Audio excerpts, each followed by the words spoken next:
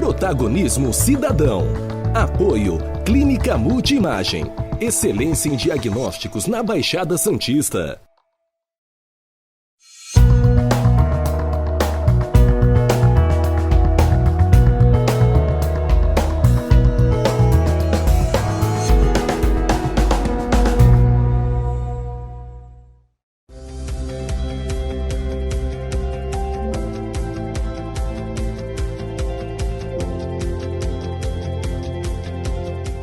Concordo com o túnel, eu acho que ia ser um benefício grande para a Baixada Santista inteira, mas principalmente aqui para Guarujá. Ia ajudar bastante, adiantar bastante o nosso lado, né? Muitas vezes está escrito que tem 5, 6 balsas e quando vai ver só tem 2 ou 3 operando. Numa cidade com mais de 300 mil habitantes, começa a ficar muito complicado.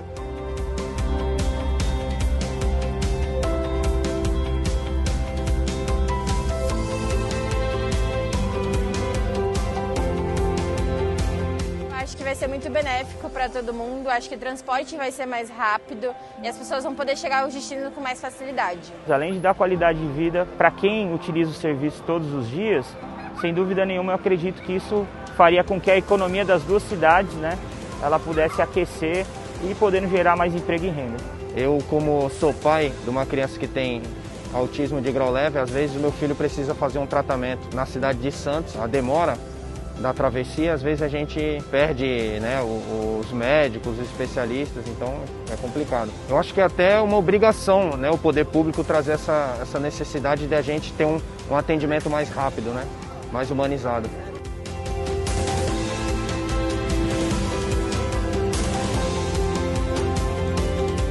E convidamos a todos a assinarem essa petição. Basta entrar no site www.voodetunel.com.br e assinar a petição.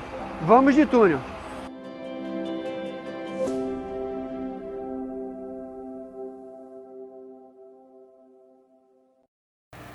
Boa noite, amigos. Estamos de volta para mais um programa Protagonismo Regional em Debate, transmitido pelas plataformas do Protagonismo Cidadão e também em parceria com o Jornal Diário do Litoral. Estamos chegando para o segundo programa da série de 3 programas que nós vamos realizar para discutir aí o balanço das eleições desse ano, oportunidades e desafios que se apresentam agora com os novos mandatários que assumem a partir de janeiro do ano que vem. E hoje, nesse programa especificamente, nós vamos falar do Litoral Sul, oportunidades e desafios para as cidades do Litoral Sul, especificamente Itanhaém, Mongaguá e Peruíbe.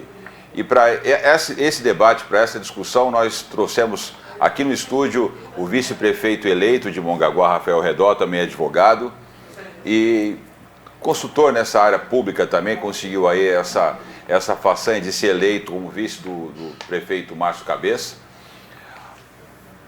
No estúdio conosco também aqui o João Vilela, que é empresário e disputou aqui as eleições em Santos, recentemente pelo Partido Novo, e vai nos ajudar a fazer esse debate, essa contextualização das oportunidades e dos desafios para as cidades do Litoral Sul. Rafael Redó, parabéns pela sua eleição aí como vice-prefeito em Mongaguá. A gente acompanhou aqui à distância e Mongaguá é uma cidade muito charmosa, importante nesse contexto aí da Baixada Santista, né? Obrigado pela tua presença aqui. Fica à vontade para cumprimentar os nossos espectadores. Bom, antes de mais nada, obrigado pelo convite em poder vir aqui falar um pouquinho da nossa cidade, falar da nossa região, da Baixada Santista também. E fico grato aí pela amizade que nós temos, Sérgio. Você é sempre um cara defensor aí da região metropolitana e sempre fez esse convite para que a gente pudesse trazer a cidade de Mongaguá também para dentro desse teu contexto, das nossas políticas públicas. E fico feliz agora de estar aqui pós-eleição, falar um pouquinho do que aconteceu durante todo esse momento campanha eleitoral, né? E lá a parte do Litoral Sul, nossa, que é uma parte tão rica e tão nobre também da nossa região da Baixada. Você pega Praia Grande, Mongaguá e Itanhaém, Peruíbe, e temos tanta possibilidades ali naquela região. Então a gente poder estar aqui passando um pouco da mensagem também do Litoral Sul para vocês. Importantíssimo. Obrigado. João, você disputou as eleições, teve uma boa votação, a gente sabia da dificuldade do Novo, né? Para disputar a eleição majoritária, um partido que ainda, o próprio nome já diz, é um partido, um projeto novo, Mas diante de toda essa dificuldade, quero te parabenizar pela campanha e agradecer por você estar conosco. Nem tirou férias depois de uma campanha tão cansativa e já veio aqui colaborar com a tua visão política. Obrigado por ter aceitado o convite. Obrigado, Sérgio. Realmente foi uma experiência incrível. Eu fui para todos os lugares de Santos, todos. A área continental toda nós fomos. Nós fomos nos morros, nós fomos na Zona Noroeste toda, entramos em todas as comunidades. Fomos muito bem recebidos nas comunidades, inclusive. E nós analisamos a cidade de ponta a ponta, em todos os detalhes. Tivemos 3 grandes economistas renomados no mundo para analisar todas as contas, ver o que acontece com a cidade, qual que é a possibilidade, o que dá para fazer para a cidade. E tem muita coisa que dá para fazer. E a região metropolitana é fundamental nesse ponto. Infelizmente, nós não temos hoje uma região metropolitana de verdade. É a região metropolitana mais antiga do Brasil, fora capitais, mas infelizmente, acho que desde 94, na região metropolitana, nada foi feito para integrar as cidades de verdade. Que uma cidade está ligada umbilicalmente com a outra. É muito comum você escutar o pessoal do interior ou de São Paulo, eu vou para Santos, o cara está lá em Mongaguá. Ah, tô aqui em Mongaguá, mas não, tô em Santos. Ele responde dessa forma. Semana passada eu ouvi isso, que eu precisei ir para Itanhaém. Eu tô indo para Santos. Assim como a gente quando fala vai para Campinas, a gente está em Americana. Ou a gente fala que vai para São Paulo e está em Osasco. É comum isso acontecer. É que Santos é a capital da região da Baixada Santista. Então, está perdendo essa. Era a capital do litoral. Do litoral, né? Já perdeu a parte do litoral norte para o Vale do Paraíba. Sim. Né? Nós já perdemos a parte do litoral norte. Eles não querem nem saber mais de Santos. Né? E já, se bobear, vão perder a parte do litoral sul para registro. Gente, foi uma eleição atípica, né? Ainda está sendo, não acabou a eleição com cidades com segundo turno, como é o caso de São Vicente e de Praia Grande, mas acho que a gente pode fazer uma análise aqui. Eduardo, eu queria começar com você, analisando como é que você enxergou aí o efeito da pandemia nas eleições e se realmente também isso levou a cidade a uma eleição também atípica, se essa é a tua análise de cenário e qual foi o impacto disso no resultado das eleições, até que ponto você enxerga que a pandemia influenciou positivo ou negativamente, favor ou contra o governo, ou até o fato das abstenções, né? Aqui em Santos tivemos um índice altíssimo de abstenções.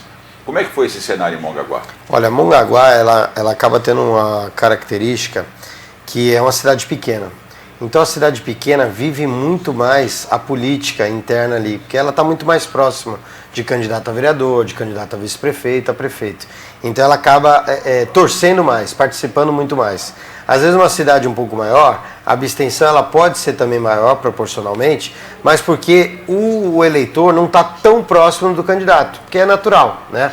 Agora, eu analiso que a pandemia, a questão do Covid, ela deu uma linha de corte, né? O prefeito que foi bem ou foi mal até a pandemia, deu uma linha de corte ali. Quando começou a pandemia, ele foi um outro prefeito. Ele talvez apareceu diferente, ele talvez, não sei se demonstrou mais trabalho ou não, qual que é a questão, mas ele apareceu mais. O fato desses prefeitos estarem fazendo live constantemente, fazendo boletim do coronavírus constantemente, tendo um contato, assim, não presencial, mas uma questão, fecha comércio, Plano de São Paulo, trata com a GEM, todo esse sentido, o prefeito que podia estar mal avaliado antes da pandemia, ele talvez teve a oportunidade de ir bem após a pandemia, fora que a eleição ela passou para 40 dias depois, né? Ela foi agora em novembro, antigamente era começo de outubro, então ele teve também um prazo a mais aí para demonstrar um trabalho. Então eu acho que a pandemia ela teve essa questão. Tanto é que se você for analisar pelo Litoral Sul, Peruíbe, reeleito o prefeito. Em Itanhaém, o prefeito fez o sucessor. Em Mongaguá, reeleito o prefeito, né? E se colocar também Praia Grande nesse contexto, o prefeito que está lançando uma sucessora está no segundo turno. Então, eu acho que pode ter caracterizado um pouco isso a pandemia. A única exceção é São Vicente, né? E eu concordo com você, Rafael, porque na pandemia também as pessoas ficam mais conservadoras. As pessoas, numa crise, elas falam, poxa, não vou me mexer quase. Eu não quero... fica com medo de muita mudança. Muita mudança. Então verdade. A pessoa acaba indo também, e isso a gente sentiu no Brasil todo. Né? Você pode notar que os prefeitos mantiveram, mesmo que não estavam bem avaliados, foram melhor, porque fala, poxa, ruim com esse, pode ser pior com outro. Na dúvida... Vai ele mesmo. Fica aquele mesmo. Mesmo talvez foi a segunda vida dele para poder virar o jogo e ganhar a eleição. Eu concordo com a tua análise. E São Vicente talvez seja só exceção, porque teve o atentado. Também. Porque ele estava na frente junto com o Caio Amado e lá estava em terceiro, né?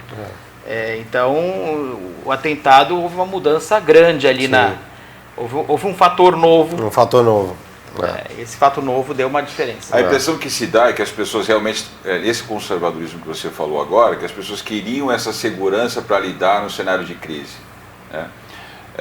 Em Santos, você entende que isso também pesou bastante? Muito, muito. Porque o que o Rafael colocou é perfeito.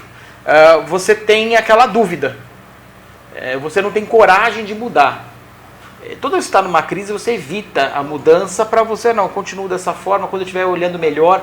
E também houve uma dificuldade para os novos candidatos se mostrarem. Sim. Porque o cara está lá há 4 anos ou há 8 anos, todo mundo sabe quem é. Quando vem alguém novo, a pessoa, poxa, mas qual a proposta? O que ele vai fazer? E com pouco espaço que a gente tem, eu tinha 16 segundos. O candidato do governo tinha 4 minutos, quase 5. Dá uma diferença brutal na televisão. Valores também que você tem em campanha, não é conhecido como você poderia ser. A proposta não consegue chegar nas pessoas. Eu vi quem votou em mim conheceu a proposta. Olha, minha proposta é essa. E quem conhecia votava. Sim. Mas para chegar em todo mundo, numa cidade com 433 mil habitantes que nem Santos, mais difícil. É bem mais difícil, bem mais né? difícil. Se não tiver um tempo de TV, se não tiver esse tempo de comunicação, ficamos prejudicados. Eu noto o seguinte, eu vejo um problema sério, Rafael e Sérgio. Na Baixada, a gente está muito desunido. Muito. Você vê, a preocupação do voo de túnel, ou ligação Santos-São Vicente, ou a ligação São Vicente, área continental de São Vicente, foi um problema sério. A estrada que vocês lá sofrem muito, sempre, porque a grande dificuldade não é num dia tranquilo, é muito rápido. Hoje não está tão tranquilo porque tem o feriado de 50 minutos, 40 minutos. Mas é muito rápido. Né? Em compensação, tem dias que você fala, poxa, não dá. Sim. A gente vai falar dessa questão do nosso desafio de prolongar essa duplicação até o Vale do Ribeira. Antes eu queria que você comentasse o seguinte, Redó. Você era pré-candidato em Mongaguá e aí rolou um acordo, rolou uma conversa, uma aproximação. Você na última eleição foi candidato a vice na chapa do Rodrigo Casabranca. Sim. E nessa eleição agora se aliou ao Márcio Cabeça.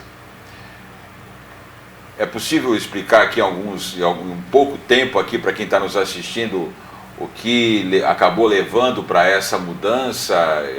Qual foi o fator determinante para isso, para essa mudança de É uma pergunta até interessante, Sérgio, porque na verdade eu e o Márcio Cabeça nós éramos muito próximos, né? A família era muito próxima lá em Mongaguá.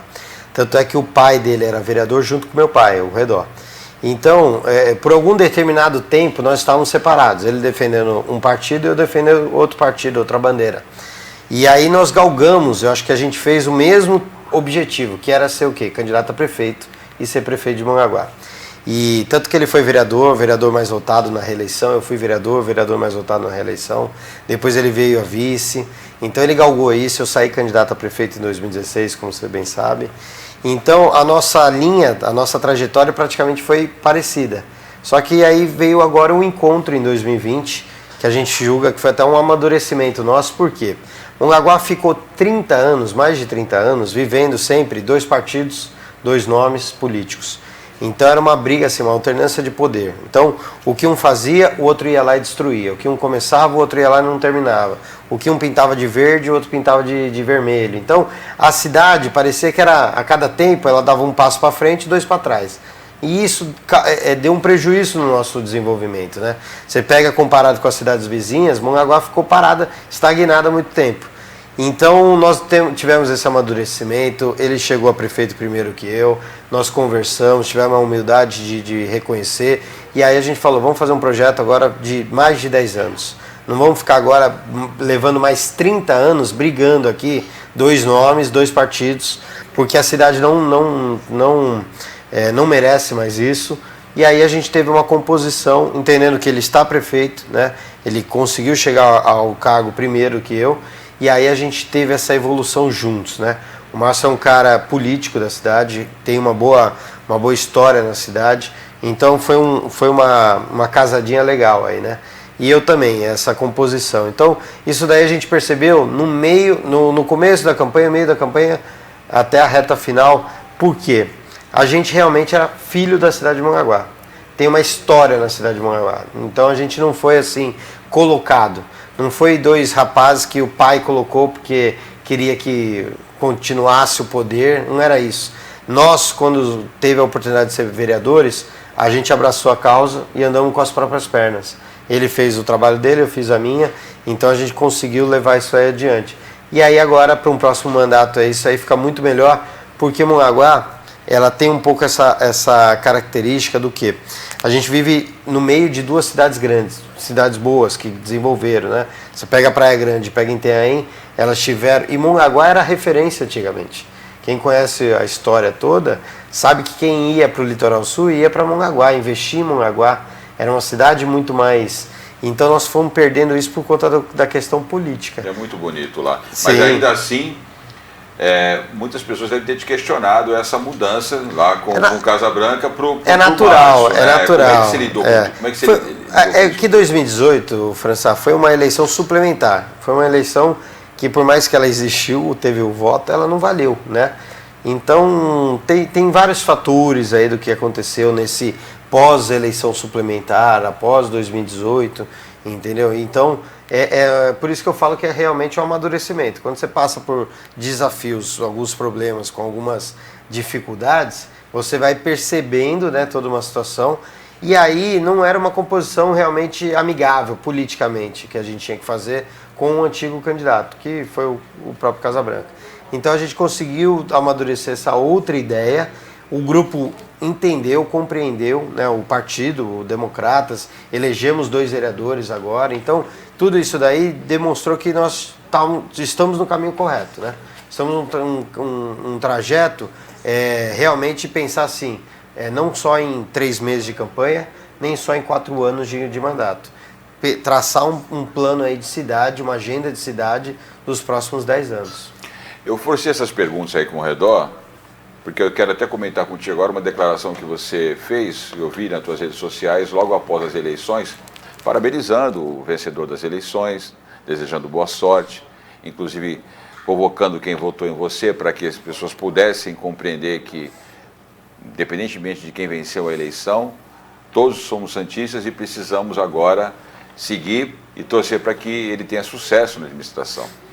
Esse é o jogo democrático, né? A gente faz o embate, faz as discussões, concorda, discorda, mas tem que respeitar a vitória e depois trabalharmos para que a gente consiga o êxito na faixa daquilo que é o desenvolvimento, daquilo que é a razão da política, né? Mas a gente precisa amadurecer esse processo. A sociedade ainda faz política muito com fígado, né, João? Ainda aquele negócio do fla-flu, a bandeira, aquelas paixões, isso tudo faz parte também. Mas você entende também que é preciso um amadurecimento maior da sociedade na compreensão do que o Rafael contou agora? Ele estava com um candidato alguns anos atrás, era uma eleição suplementar, e aí depois de vários diálogos eles entenderam que era necessário fazer uma outra composição, vencer para um projeto de mais de longo prazo. Como é que você vê tudo isso? Essa forma mesmo, né? As cidades não aguentam mais, apesar do país estar passando, e passou muito essa briga, essa polarização, nós temos uma mudança muito grande que vai vir agora. Eu sinto que tem uma mudança muito grande vindo, não só no país, mas no mundo, de querer ver, como o Rodolfo falou agora, do lugar prosperando. Tem muito mais potencial do que a gente tem usado. E aí, quando eu fui colocar a campanha à disposição, eu falei, olha, primeiro eu quero um partido. O partido que eu escolhi foi por motivos, eu falei, não, quero um partido novo, por uma série de fatores, usar dinheiro público, tem um processo seletivo, ele é novo, realmente, é um sistema novo. E os outros 2 pontos que eu coloquei foram 3 pontos. Primeiro, o partido, e o segundo, propostas. Propostas reais, factíveis, possíveis para a cidade. E o terceiro, não falar mal de ninguém. Eu não falo de fatos. Ó, acontece tal coisa, tal coisa, tal coisa, mas eu não vou colocar pessoas dessa forma. Não atacar a honra das pessoas de forma alguma. Eu acho que esse amadurecimento passa por isso, até pelo exemplo que você pode dar. Liderança é exemplo. Meu pai sempre falava, liderança é exemplo. Não adianta você achar que tem liderança de outra forma que não tem. Então, primeira coisa, proposta. O que acontece no mundo? A gente sabe o que acontece no mundo. As cidades têm problemas próximos. Todas as cidades têm problema com lixo, todas as cidades têm problema com educação, tem questões com saúde, tem questões com infraestrutura, saneamento básico, isso já, habitação. Por que a gente não pega os projetos que deram certo em vários lugares do mundo, várias vezes, adapta a nossa região? Isso já deu certo, olha, o que tinha que acertar, acertou, o que tinha que errar, já errou. E por que não faz isso? Se cria, às vezes, uma maluquice da cabeça de alguém. Olha, nós vamos fazer um projeto habitacional. Cria lá, manda fazer um projetinho, manda uma empreiteira fazer um projetinho, tal, ganha licitação. O que é? O mais barato. Funciona? Não funciona. Não funciona. E isso, o Brasil é um problema sério. A gente não pensa no conteúdo macro. E esse é o diferencial. Então, eu vou trazer os projetos que a gente tem desde 91, Estuda Cidades. Eu comecei a estudar cidade quando eu fui fazer estágio na Prodesan de engenharia. E eu falei, eu fui fazer estágio na usina de asfalto da Prodesan e fazia parte do coletador de lixo. Então a Prodesan tinha um protagonismo aqui nessa região fantástico. Em Santos era quem fazia o planejamento da cidade. E nós perdemos isso. Hoje nós não temos um planejamento metropolitano para os próximos 20, 30, 50 anos. Sim. E nós regredimos, Redor. A gente está falando agora, a gente está conversando de começar sobre o aeroporto de Itanhaém, de começar a ter a linha. Nós tivemos linhas, quem está pesquisando na internet, pesquisa lá, voo Santos-São Paulo, era regular o voo Santos-São Paulo. Era voo Santos-São Paulo-Rio. Você podia sair de Santos e ir para São Paulo de avião, em Congonhas. Ou ir para o Rio de Janeiro. Eram voos regulares, a Real, a Panam, tinham voos regulares. Saía do Guarujá. Saía do Guarujá, mas o Guarujá pertencia a Santos da época. Santos. Então, o pessoal pegava e ia, não tinha problema nenhum. É muito próximo uma coisa da outra. A gente está brigando há tantos anos da questão do túnel, né? O primeiro projeto de túnel Santos-Guarujá, de verdade, projeto do papel, foi em 1927. Já colocando as avenidas que a gente chegava, ligar para um lado para o outro. Guarujá não imaginava nunca ser uma cidade independente. Sim. Estamos em 2020, é quase um século. Quase um século.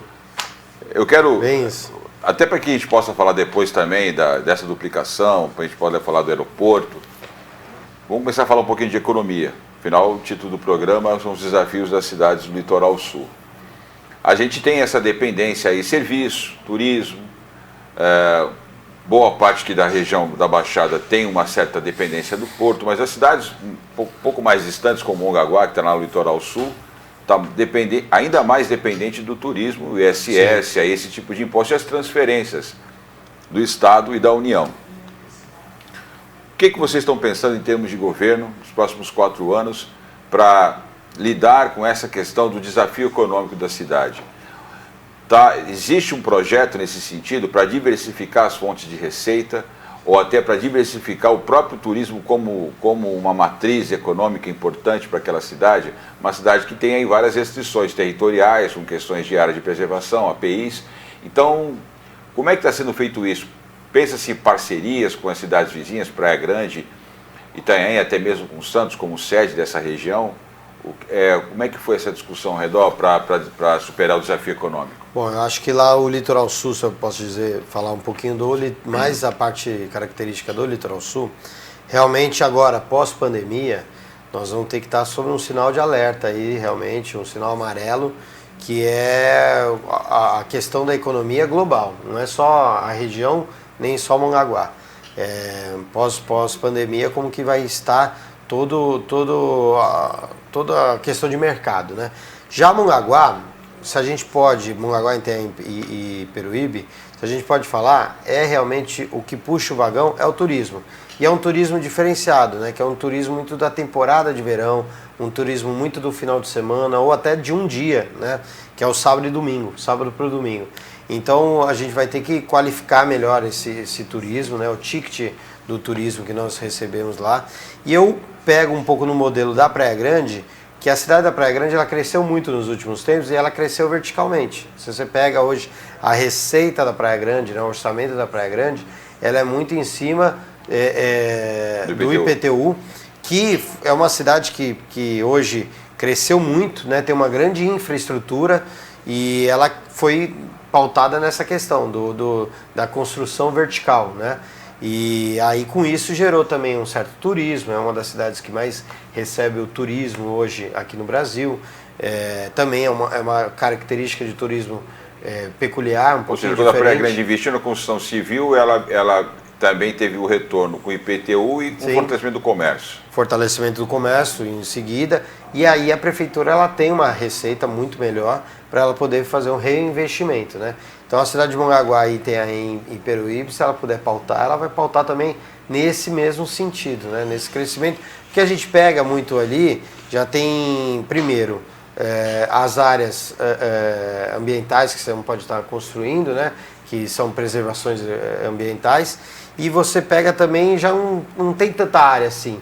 Quando você não tem muita área, você já está tudo loteado, já tem os bairros demarcados, todo o loteamento realizado, diferente muitas vezes do interior. No interior você vai, você consegue fazer um loteamento. O litoral você não tem mais isso. Tem algum projeto em gestação ou em discussão para estabelecer parceria com a área de alimentos, indústria alimentícia, com o Itanhaém, por exemplo, ou até mesmo o Peruíbe, que estão próximos ali de vocês? Sim, nós temos em Mongaguá um projeto de uma nova zona industrial, comercial, uma zona que a gente qualifica até, que não é trazer empresas para a cidade. Porque a gente sabe que a característica nossa do litoral, por logística muitas vezes, pela questão desse turismo que nós temos do final de semana, domingo à noite, trava a nossa rodovia, segunda-feira ainda continua.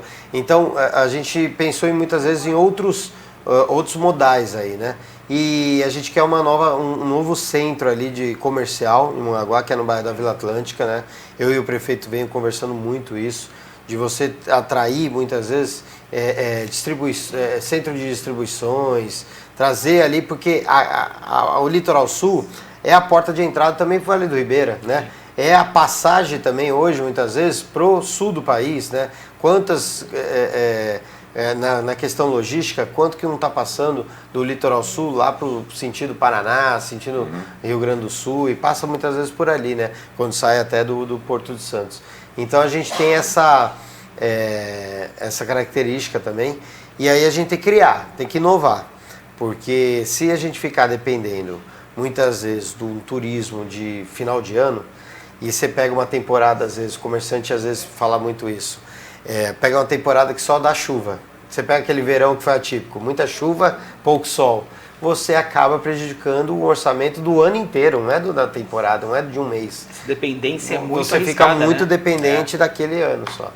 E a gente sabe que para o comércio, para o comerciante, isso daí é muito, muito pesado, né? Essa área de distribuição realmente seria um pensamento estratégico, imaginar isso, Peruíbe, Mongaguá, Itanhaém, até para dar suporte ao Vale do Ribeira, né? Porque está muito isolado ali e são gargalos que atrapalham o próprio desenvolvimento do Vale. Sim. Como é que você vê isso aí, João? Eu vejo que as cidades têm maior liberdade econômica, Sérgio, elas conseguem se desenvolver muito mais. O que aconteceu em Praia Grande, por exemplo, que é um ótimo case, né? Essa Praia Grande, há 30 anos atrás, eu lembro que eu era aluno de mecânica no Aristóteles Ferreira e a gente ia fazer funilaria dos carros na Praia Grande, era na quadra da praia. Hoje você não pensaria nunca ter uma oficina de funilaria, para a molecada ir lá lixar o carro lá para fazer isso. O que aconteceu em Praia Grande? Houve uma liberdade econômica muito maior. Para quê? Para tudo. Então, você quer montar um restaurante, você monta. Você quer montar uma construtora, você monta. Você quer fazer, você faz. Então, a liberdade de você poder fazer com regras claras e simples, isso passa muito no código, passa muito pela Câmara de Vereadores, passa por uma série de lugares. E esse formato que foi criado na Praia Grande trouxe um desenvolvimento, uma prosperidade muito grande. Porque as pessoas falam, por que Praia Grande está crescendo tanto? É uma coisa que todo mundo pergunta, né? Por que Praia Grande que não tinha um shopping? Hoje todo mundo quer montar shopping lá, quer montar tudo lá. Por que isso? Liberdade econômica. Esse é o diferencial. O próprio Andaraguá agora, quer ser um centro de logístico, é algo enorme. Então, a gente pensar como cidade, nós temos que pensar de uma forma diferente.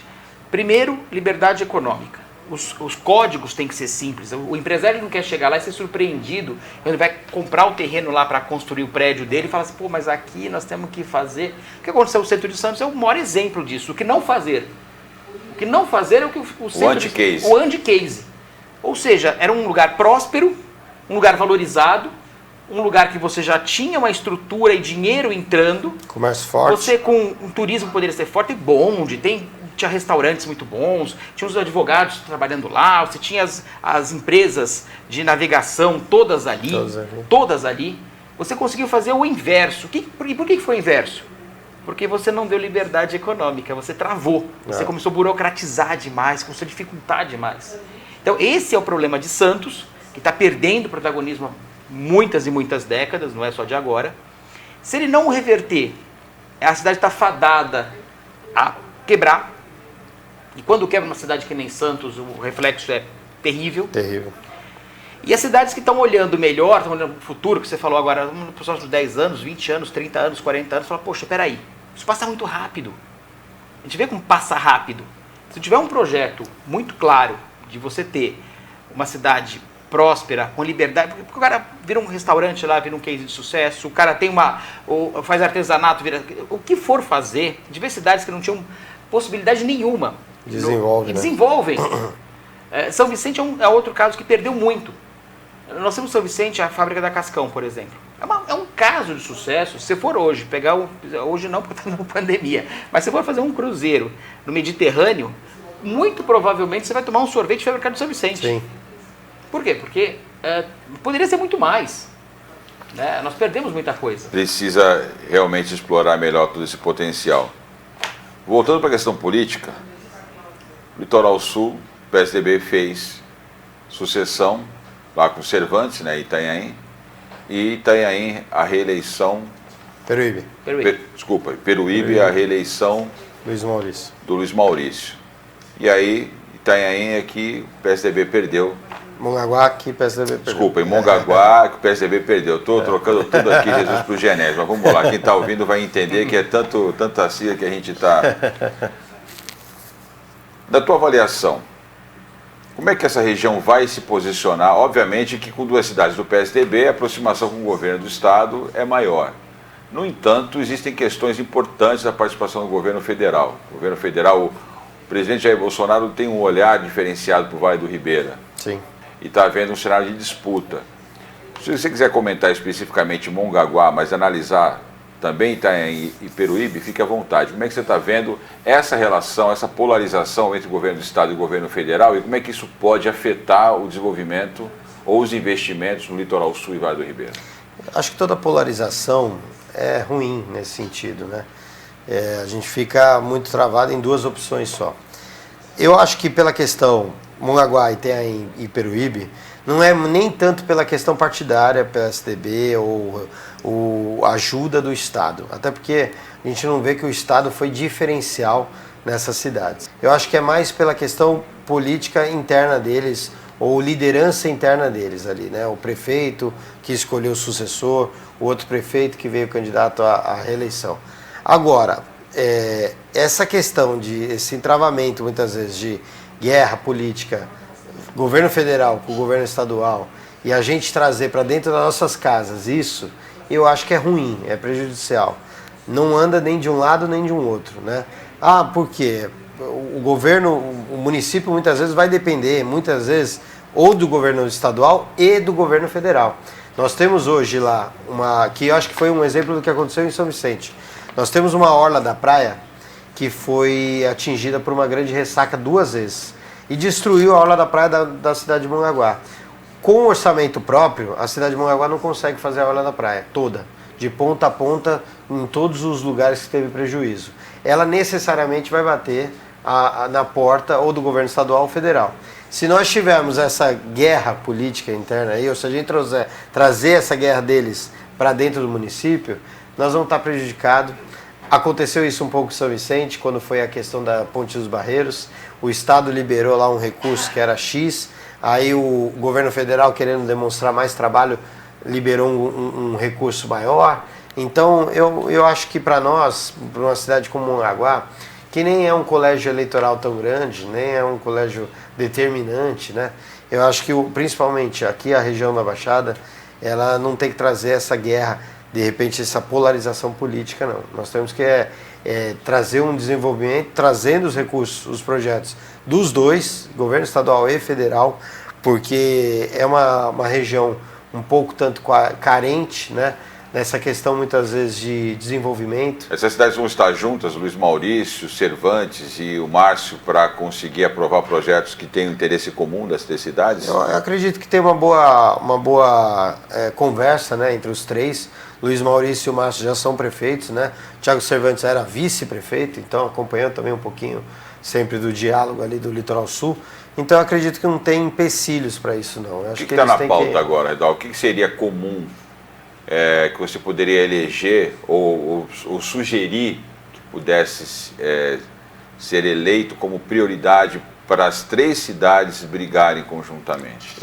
Aquele Litoral Sul ali, a gente emana muito da questão assim, do desenvolvimento, mas um desenvolvimento sustentável e com qualidade. Não é um desenvolvimento que nós vamos falar assim, vai começar a construir polos de indústrias aqui, não. Vai começar a crescer em todos os lugares, construir em todos os lugares? Também não. Mas é um desenvolvimento que você gere emprego, que você consiga também gerar, movimentar a economia dela local. E sempre que a gente elege como que a gente pode dizer, um instrumento para isso, é o instrumento turismo, né? Eu acho que o turismo é o maior dos percussores para isso. E aí, aquela região do litoral, ela fica muito afastada, assim, de um crescimento ordenado. Se não tiver uma complementação, uma ajuda do Estado, muitas vezes, ou de uma região metropolitana funcionando, a gente começa sendo mais loteado, né? Povoado, do que você ter aqui, ó, vou construir aqui um bairro com infraestrutura, um desenvolvimento na cidade. Você começa sendo muito povoado e você tem um crescimento desordenado. Isso atrapalha um pouco o crescimento da cidade, né? Porque quando vem assim, é uma infraestrutura, é uma questão de saúde que já começa pela questão da rede de esgoto, né? Pela uma extensão de rede de esgoto que você não tem, infraestrutura que você não tem, depois os equipamentos públicos como creche, escola, posto de saúde que você não tem, transporte que você não tem, e tudo isso daí fica só ao encargo do município, do prefeito. E o prefeito é igual cobertor de militar, né? Quando você puxa, ele descobre o pé e cobre o peito. Quando você puxa para o pé, ele descobre o peito.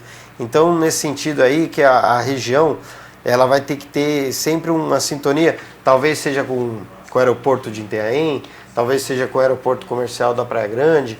O que a gente pode levar lá para ter um crescimento ordenado? Eu sempre penso nisso para um desenvolvimento toda daquela região. Se deixar favelizar a região, acabou a cidade, né? A gente sabe que várias cidades, o grande problema foi isso. Guarujá é o grande exemplo do que não fazer nesse ponto. Foi deixar construir em áreas que não poderiam ser construídas, inclusive. E aí chegou num ponto que a cidade hoje está travada. Ela travou. O Guarujá, que era para ser uma cidade com potencial fantástico, a prefeitura tem que ter muito mais dinheiro para poder utilizar para a área que você falou, área de saúde, creche, saneamento. Então chega um limite que, se as pessoas não souberem utilizar da forma certa a habitação, o plano de zoneamento. Santos cresceu porque teve um cara aqui que era um engenheiro cubano, antes Saturnino de Brito, que foi colocado pelo governo federal na época, que fez um levantamento para pensar na cidade nos próximos 100 anos. Depois veio o Saturnino de Brito, aproveitou esse plano que ele tinha, do zoneamento que ele tinha feito já, e aí conseguiu construir para fazer os canais, para fazer o sistema de esgoto. A própria Ponte Pênsil foi construída, não para passar carro na época exatamente, aproveitava para passar carroça ou um carro, mas era para levar o esgoto de Santos e saía lá no Forte. Então esse pensamento todo que foi feito no começo do século XX, final do século XIX, deu uma diferença enorme na cidade para os 100 anos seguintes. Sim. Aí acabaram com isso tudo e está afundando. Então, se você fizer um projeto macro para a cidade, pensar, olha, o que nós vamos ter aqui? Delimitar realmente. Nós vamos fazer bairros, nós vamos fazer, a creche vai ser aqui, a escola. Um planejamento. No caso, a gente não tem um desafio logístico aí, porque eu acho interessante essa questão que nós estávamos falando agora sobre os centros de distribuição, né? Então você tem, imagina essa situação, nós estamos aqui numa região que ela é comprida, né? É uma tripa que vai de Bertioga até o litoral sul. Então você tem um congestionamento, um gargalo logístico muito grande. E a gente não tem projeto para para a linha de trem para lá, já tivemos um trem. Aí é um ponto importante. A rodovia ela tem uma série de limitações para o afluxo, a gente tem problemas constantes aí, quando final de semana prolongado, temporada. Então aí a gente pode falar até do aeroporto, inclusive, que está acontecendo lá. Como é que a gente pode estar superando esse problema logístico, porque já não é só Mongaguá, Itanhaém e Peruíbe. Como eu falei, você tem um impacto lá no Vale do Ribeira e um impacto até na nossa relação de ligação com Curitiba, com o estado do Paraná. Sim. Então, quais seriam as soluções para isso? Eu vejo que a região do Litoral Sul e Vale do Ribeira, eles têm que juntar essas 4 principais cidades, que seria Praia Grande, Mongaguá, Itanhaém e Peruíbe, mais o pessoal do Vale do Ribeira, e pensar no sistema de trem, porque a empresa que tem a concessão hoje da linha férrea, não interessa para ela. Ela pegou como um pacote, mas ela não interessa aquele pedaço para ela. Então, se conseguir ter uma renegociação com o governo federal e governo estadual, para você ter ali um sistema, não de linha de trem, exatamente como tem hoje, mas um monotrilho que possa passar carros por baixo, não você trava o resto da cidade. Não adianta você fazer mas monotrilho, você consegue fazer um monotrilho hoje sem grandes, hoje é uma tecnologia relativamente barata e simples, para levar tanto transporte, e aí você não fica dependente só da rodovia. Você imagina se estiver naquela região, já tá liberado, você já tem um lugar, já está traçado o lugar. O que a gente tem de informações sobre a segunda Imigrantes lá, Parelheiros, Itanhaém? Isso aí, na época, eu lembro que o Marco Aurélio... Isso aí já foi tão discutido, né? No início da gestão dele, falaram que começaram os estudos para essa... Estudo é de 75, né? Então, mas no início do governo, da primeira gestão do Marco Aurélio, se falou, se noticiou, inclusive, ia iniciar os estudos. Como é que está isso aí, Redó? Todo começo de mandato, ou começo de governo, rediscute de novo. Mas não seria importante essa ligação, porque olha só os benefícios, né? Ela desafogaria o sistema Anchieta Imigrantes tradicional aqui, evitaria todo esse afluxo por aquele trecho das cidades e permitiria que uma parte da região sul da cidade de São Paulo pudesse vir mais facilmente para o litoral sul, né? Ou seja, o potencial de público vindo para cá, para o turismo de final de semana, melhorando essa logística, e também o potencial para o próprio aeroporto de Itanhaém, uma opção a mais, né, de aeroporto. Você teria, além do aeroporto de Congonhas, muita gente na região sul de São Paulo, talvez, dependendo do voo doméstico, fosse mais interessante vir para o aeroporto Itanhaém do que ir para Guarulhos, por exemplo. Como é que está isso daí? Olha, eu já vi uns 3 prefeitos lá na região rediscutir isso daí. Na verdade, eu acho que, não sei se tem viabilidade, questão financeira. Eu acho que tem muitos interesses, muitas vezes, ali, através da própria Ecovias ou transportes públicos. Eu acho que isso daí acaba travando um pouco. Eu nem que não sou um adepto a esse projeto, Parelheiros Litoral Sul. Eu acho que nós temos uma região ali bem complicada. Você pega essa parte Parelheiros São Paulo e a região do nosso Litoral Sul, não é uma parte assim tão de infraestrutura, de desenvolvimento e tudo mais. Eu sou adepto a uma outra ideia que passa nessa do monotrilho, na linha férrea nossa, onde corta já as 4 cidades nossas, desde Peruíbe até Praia Grande, interligando aqui com Santos, São Vicente. E aí a gente tem um corredor, seja monotrilho ou seja o corredor de ônibus, né, que seja somente para passagem desse transporte específico, e a gente talvez fazer... Uma espécie de BRT. Uma espécie de BRT. E a gente fazer isso também, futuramente, Baixada São Paulo, pela própria Imigrantes. Se a gente tiver condições de ter essa linha BRT Baixada São Paulo, por que não? Sendo que é duas regiões importantes, a capital e a Baixada Santista.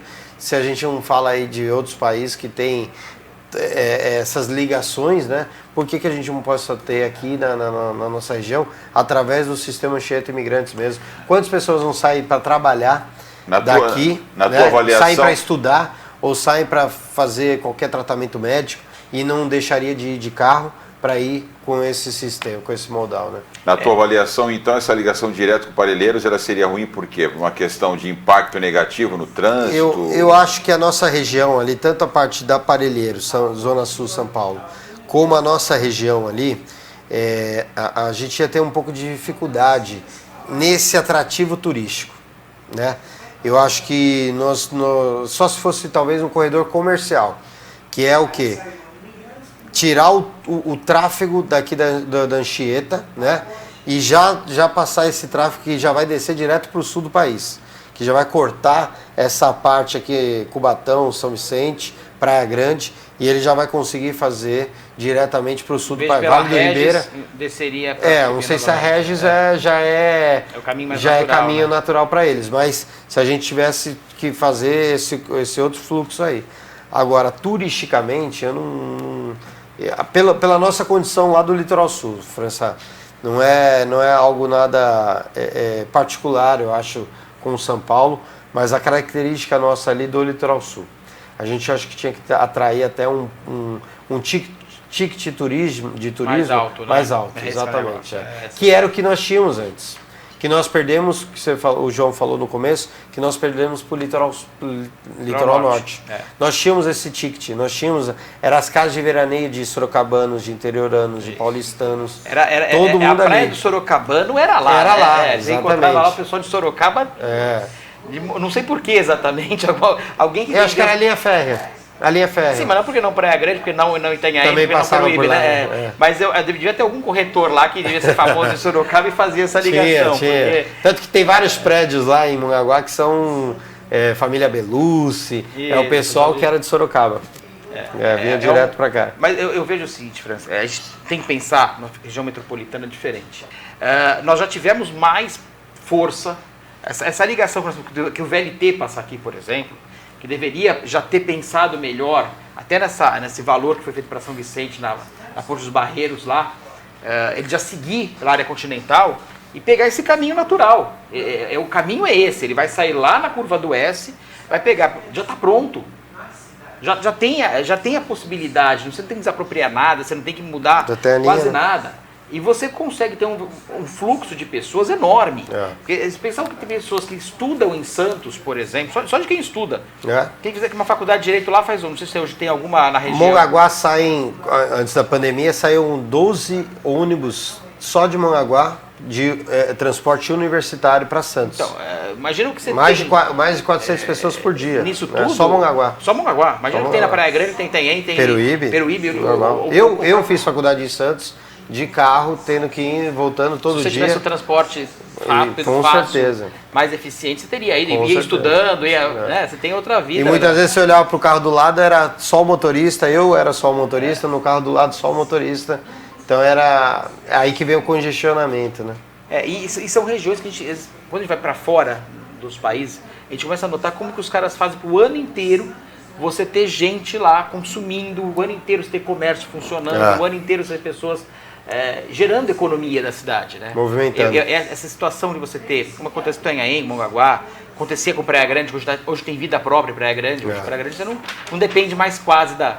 É algo que a gente tem que mudar, porque se ficar na dependência do turista de final de ano, vira deserto. Eu vejo, eu não sei se Mongaguá tem, mas ainda não tem um semáforo ainda. Tem em Mongaguá não. Já tem? Já tem. Que maravilha. Então deixa eu colocar. Está chegando o desenvolvimento. Olha que lugar fantástico, não tem um semáforo em Mongaguá. É um negócio sensacional. Pois então, ele tá faltando um convite para nós irmos lá comer um peixe. Está gravado aqui. Né? Eu estou me convidando para... Estão todos convidados. Para levar eu e o João lá para comer um peixe. Como é que é montar empresa lá? É fácil ou é difícil? Primeiro é muito difícil. Né? Sim, verdade. Porque é o que dá diferença. Você fala, não, é fácil, eu vou para lá. Eu monto empresa lá. E assim precisa destravar algumas coisas ainda, mas então, nessa linha, mais liberal lá. Pois então, nessa linha que eu quero continuar aqui te perguntando o seguinte. As cidades do Litoral Sul estão discutindo as suas pautas nessa questão daquilo que precisa ser feito efetivamente para destravar a economia regional? Porque eu e o João, a gente discute isso com uma certa frequência, né? A gente está tentando propor aqui, nessa plataforma, nesse canal, um novo modelo de comportamento social. Sim. A sociedade está acostumada sempre a achar que o Estado tem que resolver os seus problemas, quando na verdade a gente tem proposto, nos debates aqui desse canal, que a gente consiga amadurecer e ganhar maioridade nesse sentido de autonomia. O Estado como facilitador do processo, como indutor e não como tutela do processo, né? A gente foi criando ao longo dos anos a cultura que o Estado resolve tudo e hoje o Estado está fazendo tudo e não faz nada direito. Não me refiro ao Estado, me refiro ao poder público. E uma das coisas fundamentais seria discutir as pautas. Onde estão os gargalos? O que precisa ser resolvido? Então, quando você tem 3 cidades tão próximas, tão afetadas o tempo todo sobre problemas comuns, fica a pergunta, essas cidades estão discutindo as suas pautas? Quais são elas? E onde estão os nós para a gente conseguir esse desenvolvimento sustentável que não comprometa a qualidade de vida numa cidade tão agradável, né, tão charmosa como é Mongaguá?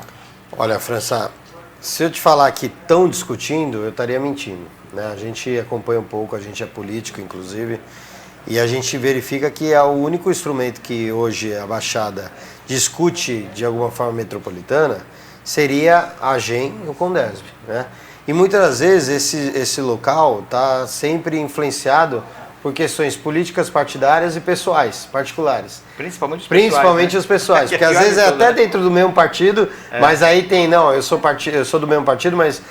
uma outra ala. Isso, exatamente. Então, eu não queria falar nomes aqui, nem cidades, não precisa, mas acaba tendo essas questões. Então, você está coberto de razão, não é só uma dependência ao Estado, não é tudo o Estado que resolve, o Estado que resolve. Eu acho que tinha que ter. Por exemplo, quando a gente falou aqui do aeroporto, das linhas agora, do que está abrindo hoje no aeroporto de Itanhaém. Nós temos também um aeroporto em Guarujá e temos esse projeto Andaraguá, que é o aeroporto comercial em Praia Grande, né? Então, o que a gente tinha aqui... Nós fizemos um programa para falar disso aqui, falamos do túnel aqui, falamos dessas pautas regionais. Sim. Então, uma região como nós, de 9 cidades, nós estamos falando já de 3 aeroportos, né? De 3 aeroportos. Como que ficam agora o trabalho? Porque muitas vezes parecia assim, é uma guerra, uma briga. Qual é a cidade que vai sediar o aeroporto? É Guarujá ou Itanhaém? É Itanhaém ou Guarujá? Então ficava aquela... Nós temos a possibilidade de ter as 3 cidades com esses aeroportos.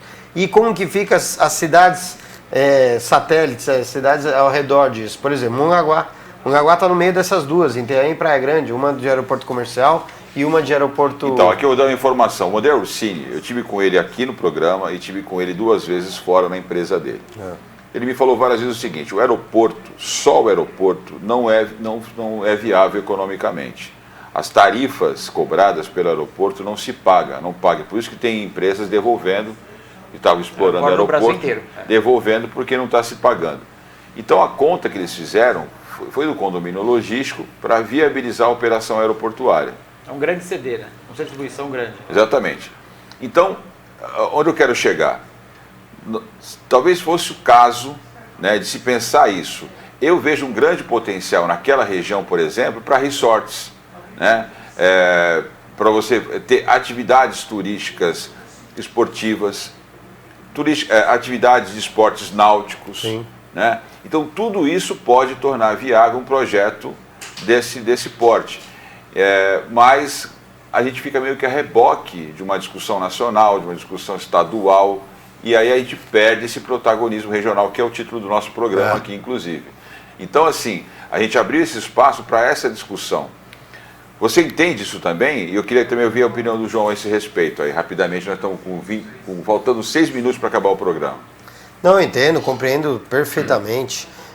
Vai ter uma cidade que ela vai ser agraciada pelo aeroporto, a outra cidade vai ser agraciada por um condomínio, por um centro de distribuição, como pode ser a nossa, ou a outra que vai ter o investimento na parte turística, né? Ou a parte de lazer, que é o final de semana, de repente, de todos aqueles que trabalham durante segunda a sábado, segunda a sexta, nesses centros. Então, enfim, eu acho que nós temos a região propícia para tudo isso, né? Nós não temos assim dificuldades, tirando Santos e Guarujá, nós não temos assim dificuldades como morros, serras, para você ir de um lugar para outro. É sempre assim, bem próximo, né? 30 minutos, 40 minutos, 50 minutos, uma divisa a divisa.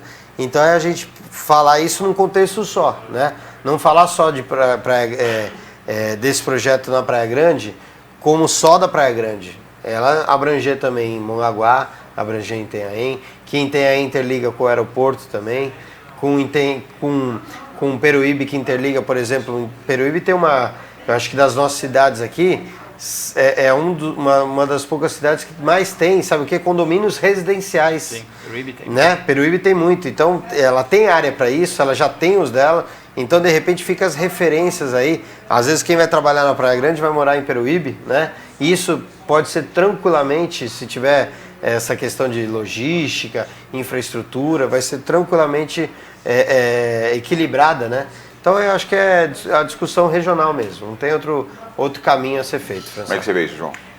O grande diferencial que eu vejo é tem que colocar empresas que queiram ir para a cidade e manter as empresas que tem lá. Então eu vejo os códigos como um grande diferencial.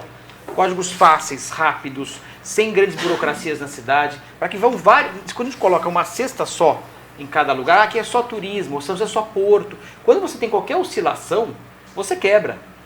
Então as cidades que deram certo no mundo foram aquelas que usaram, tem o turismo, nós temos o comércio forte, uma construção civil forte, nós temos um sistema de escolas fortes, uma faculdade, um hospital, virar polos regionais para uma série de coisas. Cada cidade que deu certo no interior de São Paulo, elas têm um ponto forte, mas elas têm vários ao lado que funcionam muito bem. E esse sistema é que dá o diferencial da força das cidades. Porque ele atrai empresas de vários ramos, quando você fica determinado a um ramo só, a chance de você quebrar é muito grande. Sim. É que a gente fica preocupado, Santos tem porto, tal, mas nós já estamos competindo com portos no sul, portos para o norte, portos para vários lugares, e a gente começa, empresas saírem de Santos por outros motivos, então a gente começa a ter que pensar o seguinte, eu tenho uma funcionária, meus funcionários lá, eles têm plano de saúde, eu não sobrecarrego o sistema de saúde da cidade, elas recebem um salário, elas conseguem colocar o filho numa escola particular muitas vezes, eu já não sobrecarrego o sistema de saúde. Então, quanto mais empresas de qualidade tiver numa cidade, melhor, mas tomando todo o cuidado para não criar bolsões de pobreza. Sim. Porque esse é o diferencial que também as cidades criam um sistema de vir muitas empresas, mas não tomam cuidado no planejamento do restante da cidade. Então, aí o esgoto é fundamental. Você não vai ter um turista chegando lá e tem um esgoto passando no final da praia. Sim. Você vai pegar o pior turista possível. É aquele cara que só consegui vir aqui.